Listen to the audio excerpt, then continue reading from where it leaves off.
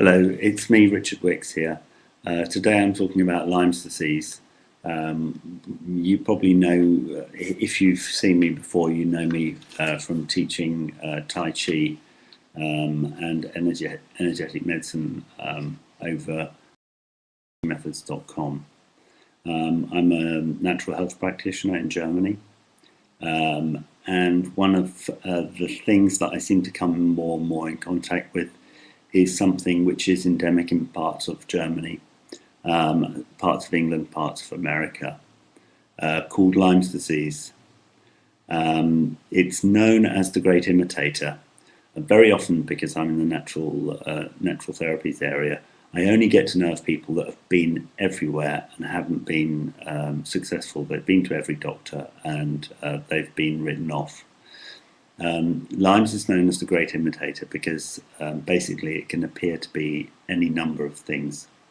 The cause of the disease is a bacteria called Borrelia burgdorferi, and basically it's related to syphilis.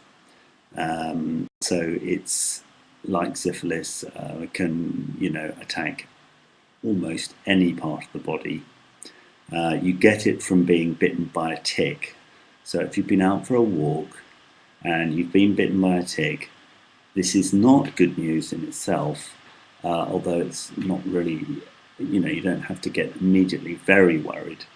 But if you start to display any of the following symptoms, you do need to get worried, and you do need to get treatment as soon as you possibly can.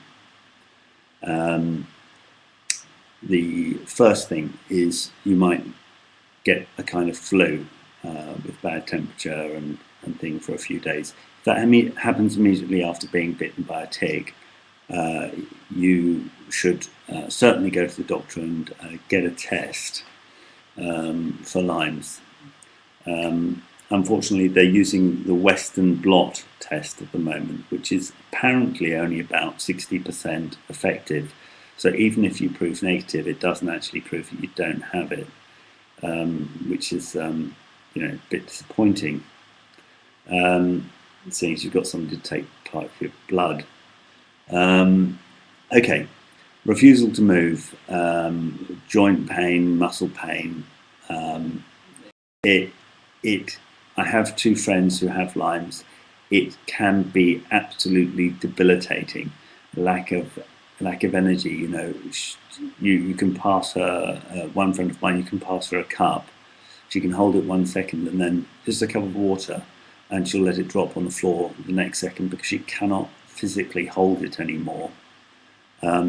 She was, by the way, sent to a psychiatric hospital because she was misdiagnosed as having a mental problem, when actually she just has Lyme's disease, which affects the nerves.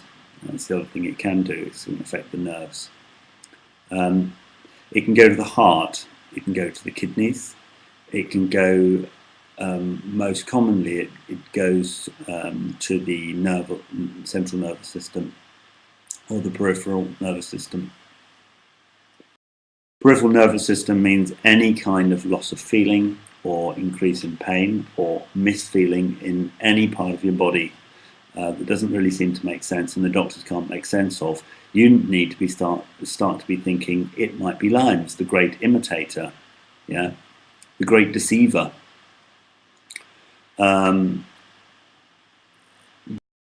nervous system, well, obviously you're talking about, now you're talking about things like, in some cases, hallucinations, depression, loss of appetite even. Some people who've had syphilis have had amazingly, they're getting multiple orgasms. It's unlikely that that's going to be the case, but I would imagine if it is going to be the case, I'm not sure I'd get treatment. But there you are. What can you do? Oh yes, nearly forgot. People get misdiagnosed as having multiple sclerosis when they have Lyme's, in fact, because one of the things you can get is an optic neuritis, which means an inflammation of the optic nerve. Basically going blind overnight, something that's one of the early symptoms of multiple sclerosis. So the doctor obviously thinks one and one can't explain this. Suddenly, out of the blue, somebody's gone blind, they must have multiple sclerosis. No, you can get Lyme's disease, and 6 years later you can suddenly get, say, this optic neuritis, just because you've still got that bacteria in your body, working away, producing poisons, producing like nerve poisons inside your body. Okay, what can you do to treat this disease? Well, like in everything, prevention is better than cure. Don't get it. That's the first thing. You're going out and walking in long grass in the woods in an area which has ticks. You need to make sure that you check yourself thoroughly. You check your dogs thoroughly. All animals that can get bitten by a tick can get Lyme's. So your dog it's a lot more difficult for a dog to display some of the symptoms.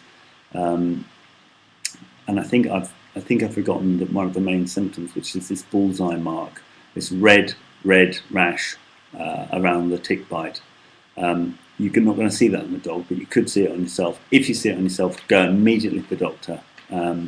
Well, if that's your preferred form of treatment, go immediately to the doctor and start your very long term. I'd say it's about 6 weeks of very powerful antibiotics. Okay, next thing, what can I do to prevent Lyme's? Apparently garlic in the food stops the dogs, for example, from being bitten by ticks. Obviously, it's a bit of a taste problem for the rest of the world, but there is another one which you can certainly use for dogs, which is make a eucalyptus oil, sunflower oil mix, 10 drops of eucalyptus oil and 1 ounce of sunflower oil. Put it in a bandana, and hang it around your dog's neck. I'm not sure you'd like to have a sort of oily, soaking band around your neck, but apparently the smell will protect to a certain extent from Lyme's. I'm with a couple of friends who've been working producing more marketing supplements for animals, and also marketing herbal medicines for animals. We've come across a product which is non-chemical, where basically using Lenz's law creates an energy field around the dog or animal wearing the this disc. It's like a dog tag, and after this has been done in field trials with 200 sheep, and I think it was 197 of the sheep in one of the most infested areas of Spain did not have any ticks, and in the control group it was a very different story. So it's actually highly effective, but it does not start working until at least 30 days. You need to be wearing it for 30 days before it's going to have any effect. This is unfortunately, this product is only actually legally allowed to be sold for pets. Personally, I wear one, but I'm not sure that I'll get arrested for it.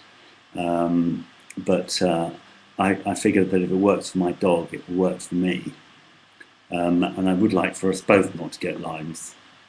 There is obviously the other one is a very good product called Frontline. That kind of product, it's an insecticide.